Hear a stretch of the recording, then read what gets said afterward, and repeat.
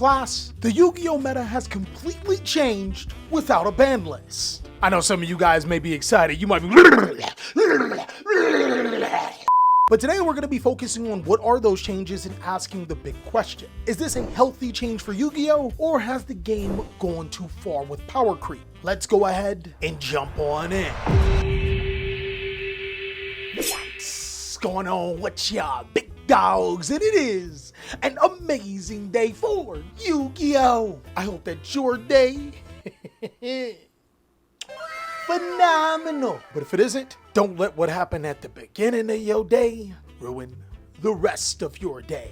So the new Justice Hunters Yu-Gi-Oh set came out, and it had all of the Gooners drooling.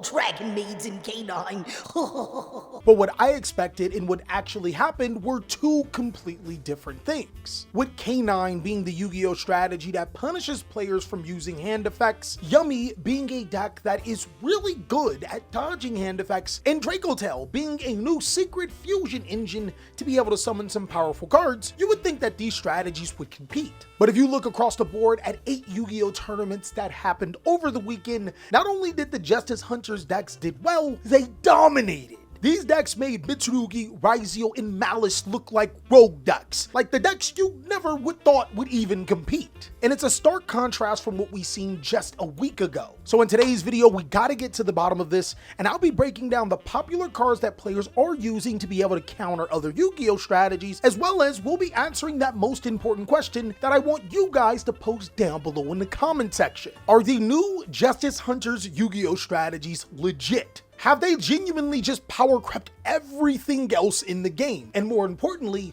what does that mean for our next up and coming ban list at the end of August / the beginning of September? Remember, you Slifer slackers reading Raws and Outstanding Obelisk, you gotta do this if you want to participate in the class. And by the way, some of you guys, I haven't even got your registration. You do that by subscribing. So some cards that I've noticed that people have been playing have been straight board breakers. Powerful cards like Forbidden Droplet and Dark Ruler No More are back into the format. And I know that Forbidden Droplet was played here and there, but now it's a pretty important Yu-Gi-Oh card. You see, the Justice Hunters decks actually do a pretty good job of playing around a lot of hand effects, but cards like Droplet and Dark Ruler No More prevent the opponent from activating card effects in response. These cards are also crazy powerful against Yummy, because the Yummy Synchro monsters activate when your opponent activates a monster effect. Using these cards prevent them from using their effects, which gives them a ton of advantage on your turn. I also notice other prevention card effects like the Black Goat Laughs, and I think that Cell's ban wouldn't be too far behind.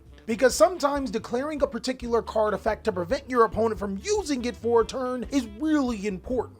Right now in Yu-Gi-Oh, a lot of plays that your opponent can make can easily be determined because we're in the very beginning stages of the format. So using this to declare cards like Cookie Yummy Way to prevent you from losing 2 monsters on your side of the field, or using its effect to prevent your opponent from summoning Canine Lupus to Exceed Summon on your turn, or even the Dracotail Fusion monsters so they can't gain their effects. That has actually been a really effective strategy in my testing and actually transfers over to these regional events. As for hand traps, they're still played, but there's been a huge flip. Droll and Lockbird is still a really good card, but you're gonna start to see it a little bit more in the side deck. It's pretty good to decent against decks that incorporate the Canine engine like Vanquish Soul, Memento, and Crystron, but it's really bad against strategies like Dracotail and Yummy. It also can have middling results against other powerful decks in the game, so it's best to consider using Droll inside of your sideboard and bringing it out against a strategy that searches a lot. I also think cards like Mistaken Arrest and Shared Ride are even stronger. Mistaken Arrest prevents searching for 2 turns, so you have to be really mindful if you're using it, if you're using a deck that wants to search. And Shared Ride just wants to share the ride. Hey, same gang. It's a little crowded here, bro. Get in the back. I especially like Shared Ride because it works like a Mole Charmy like Maxi card effect. It gives your opponent the ability to play out the resources and in return gives you cards to be able to break their board. Cards like Harpy's Feather Duster, Lightning Storm, and even Evenly Matched, it gives you a higher opportunity to be able to see these cards without the restriction of some of the cards. Hell, if you combine Shared Ride with a Charmy, your opponent probably will end their turn. Other hand traps that I've noticed that players have been using is Ghost Belt in Haunted Mansion, this card has received a huge uptick. Ghost Belt is really strong against almost every deck in the game. Ghost Belt can prevent the effects of the Yummy Synchros from activating and Yummy Surprise from special summoning from the graveyard or hand because it lists both of those in the card text. It also prevents Rock of the Vanquisher and Lupus from respectively summoning and adding cards to the hand.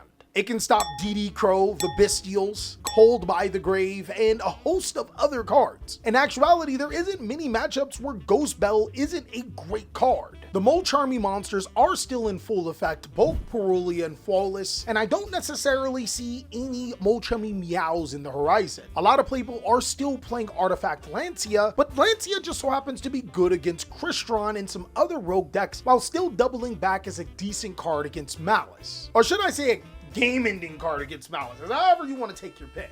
The Dominus cards have been really good, with Songs of the Dominus now finally seeing play and Dominus Purge being right behind it. These cards are especially powerful for preventing searching and monster effects on the field, with Yummy being able to play Songs of the Dominators because most of the builds don't play hand traps. That's actually going to be a huge theme in this Yu-Gi-Oh meta. You see, in previous Yu-Gi-Oh metas, it was all about how many hand traps can you put inside of your deck. In the last Yu-Gi-Oh meta, it was about monsters making hand traps feel utterly useless. In this Yu-Gi-Oh meta, it's about punishing the opponent from using hand or graveyard effects, something that both strategies like Mitsurugi and Fiendsmith well use. The K9 cards can go full combo if you mistime a card like Ash Blossom and Joyous Spring, or if you're just caught at the wrong place in the wrong time. That's just how it be. But also, if you let these decks pop off, they make some really ridiculous boards, which is why a lot of Yu-Gi-Oh strategies are resorting to playing board breakers. And the bonus to that is that if you aren't playing any hand or graveyard effects, your opponent can't use their K9 cards. I mean, they can, but they gotta normal summon them. That's not really what we try to do. I think that this decision making is an interesting contrast from what we had before. There was nothing necessarily punishing players for playing hand traps, except for the reason that they just weren't really effective.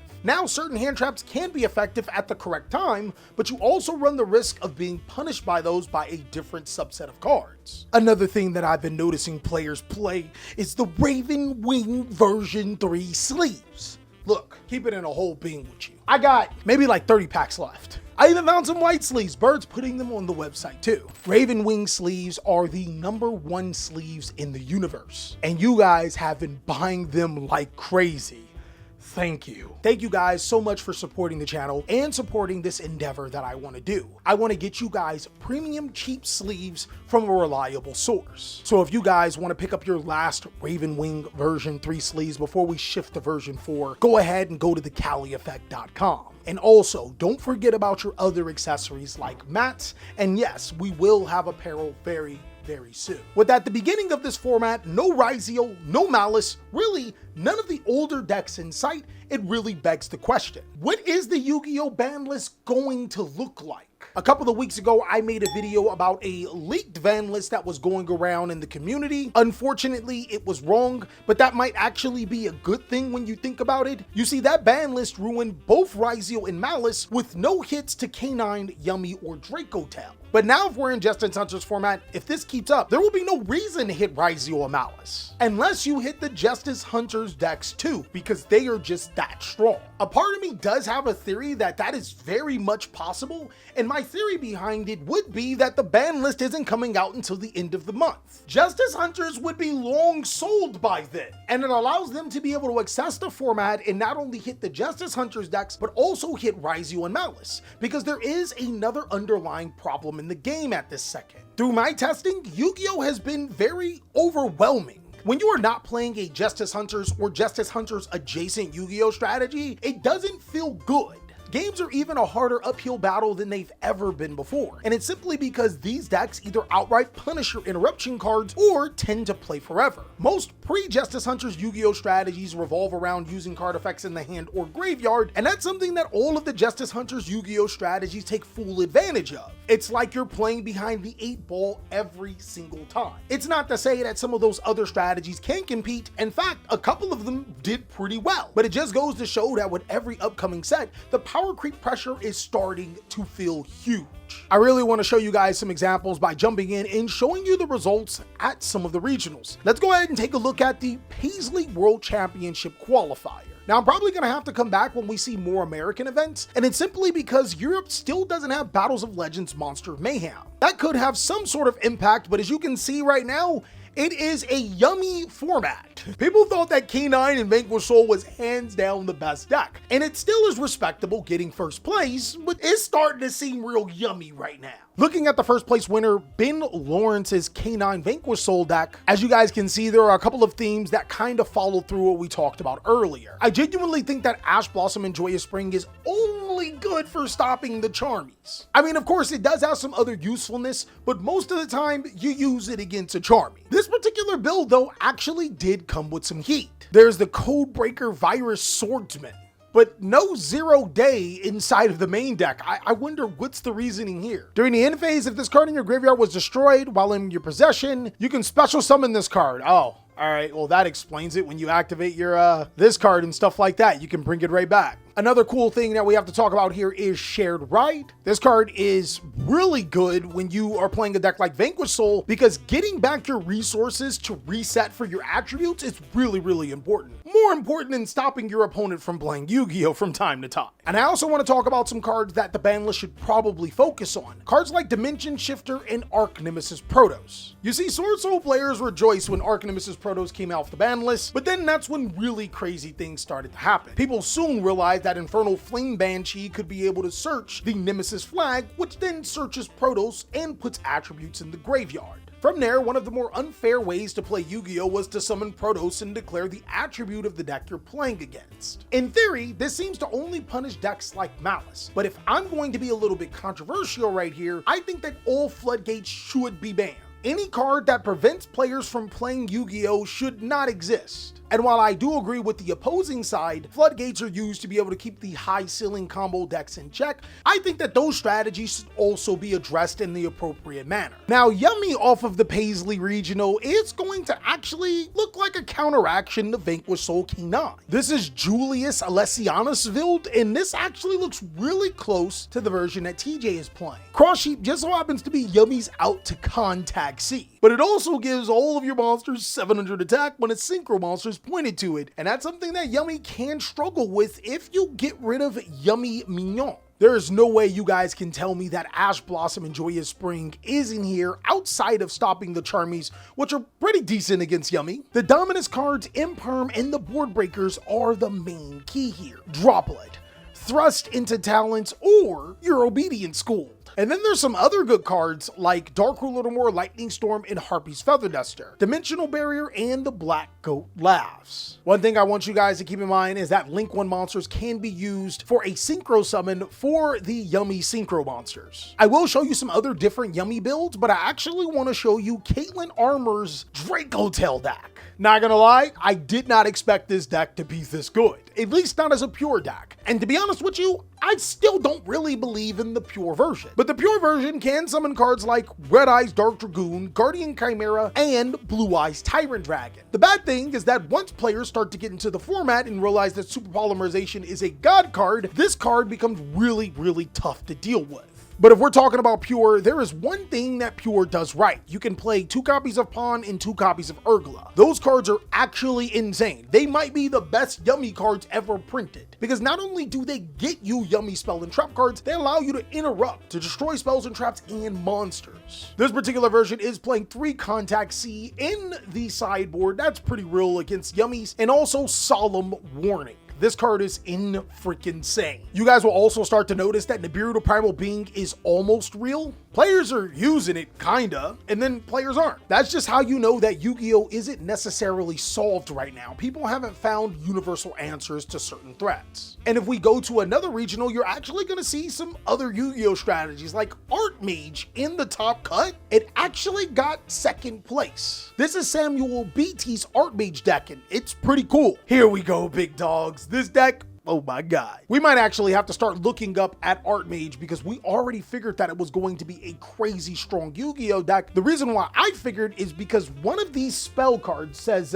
wait, big dogs, he might not even be playing it, but there's one card that allows you to be able to change the type and attribute of a monster, which is Fiendsmith combo. This is Art Mage Fiendsmith with a little bit of Il Severa in here, very summonable without playing the Azamina engine. And as you can see, the theme here is board breakers. I'm strongly in belief that this card is used to stop the Charmies, and we're just gonna go Dark Ruler no more, triple tactic stress, and power through a board. In that same regional, Lawrence Kirk has a Yummy deck that is more geared towards board breakers, with Ash and Charmy in the side, and more board breakers like Lightning Storm, Duster, Forbidden Droplet, and Thrust. This avoids the K9 engine and allows you to play cards like Songs of the Dominators. If I were to play a Yummy deck, it'd probably be closer to this one, strictly because I hate getting K9'd on my turn. Brother man, it is my turn! Let me play it! Thank you. But as you guys can see, Yummy, K9, and Dracotail are doing amazing at tournaments. Here is another regional result where we finally get our first Malice deck that we've seen. Outside of that, it's been nothing but Vanquish Soul, Yummy, and a little bit of Dracotail. I think that K9 Crystron and Memento Crystron are also really strong decks, and both of them placed over the weekend. But for the deck profiles that we do have, this is a pretty standard, both of them are decently standard Yummy decks, except for this one, playing Harpy's Featherstorm. Yep, there it is. You can use Stress to set the Featherstorm, and you can Exceed summon in this card. Yu-Gi-Oh is hands down at its best when people aren't floodgating each other, but as long as floodgates exist, we'll always have a floodgate situation. Now guys, there's two more events that I want to show you. One is the Seattle Regional, which allegedly had 350 duelists. This one had Memento K9 win, as well as Dracotail K9 be the runner-up. There's then Vanquish Soul K9, the only deck list that we have, which is pretty standard, getting to the top 4. But I think this is going to be the regional to watch, guys. As you can see, it's a little bit more balanced, with Mitsurugi Fiendsmith finally making an appearance, and this actually not having any Ryziel, but playing the cards that we talked about, which were going to be powerful, maybe the evolution of Mitsurugi. You see, Ryziel, in my opinion, has always held Mitsurugi back. It's kind of crazy saying that, but when you look into it, Mitsurugi is a better deck on its own at times than just being a Ryziel deck. It actually felt like the only reason why you even played Ryziel is so you didn't flat out lose to Dimensional Barrier. If they called Xyz, then you Ritual Summoned and vice versa. But Fiendsmith Mitsurugi allows you to be able to play cards like Super Polymerization, because your extra deck isn't as clogged, and somehow he managed to play Dominus Impulse in a Fiendsmith deck. I guess there's only like one Engraver and one Nib, so it tracks. Get it? Because there's no Fiendsmith tracks in here. This is actually a well done deck and might be the evolution of Mitsurugi. Maybe it drops the Ryziel parts and just becomes a full-fledged Yu-Gi-Oh deck on its own. Dominus Impulse is strong enough to be able to carry it, and as you can see, this deck doesn't need to play a ton of hand traps. It can work with board breakers to be able to establish its game presence. There's a Fire King Fiendsmith deck, which I'm kind of disappointed. I love that Fire King topped, but Fire King Fiendsmith. In all seriousness, congratulations to the players that topped. David Kunsley and his Fire King Fiendsmith Kashchira deck looks pretty insane. I'm assuming the plays here is when your Fiendsmith combos, or you lead with this, once it gets stopped, you go into your Fire King. Then once your Fire King combos get stopped, you go into your Fiendsmith. It depends on whatever your opponent's trying to stop. But this goes to show, despite the Justice Hunter strategies dominating K9, Dracotail, and Yummy, there are still some other Yu-Gi-Oh decks that are trying to shine. I think we're gonna have to wait a little bit more just to see what happens before we start to declare this strictly a Justice Hunters format, because there is hope that some of those other decks will flourish. There's even a particular timeline where other Yu-Gi-Oh strategies that weren't as successful are successful, like Centurion. The last deck I want to show you is from the United Kingdom. It's Centurion Super Heavy Samurai. Brother man, I have no idea what this mad lad was thinking, but it is playing Dino Wrestler Pinkertop, so he was prepared for Yummy. I think cards like Deck Lockdown could be pretty effective in this format, but overall, I want to know what you guys think about what happened last weekend. And in case you guys didn't know, as always, I'm going to be going over more deck lists on my Twitch. I stream Monday, Wednesday, Friday at 3 p.m. Pacific Standard Time. As always, class, I hope you guys are having an incredible day. Make sure you stay registered, which means you stay subscribed and with that notification bell on. And also get to your next class, which are these videos, so I can catch you on the next one.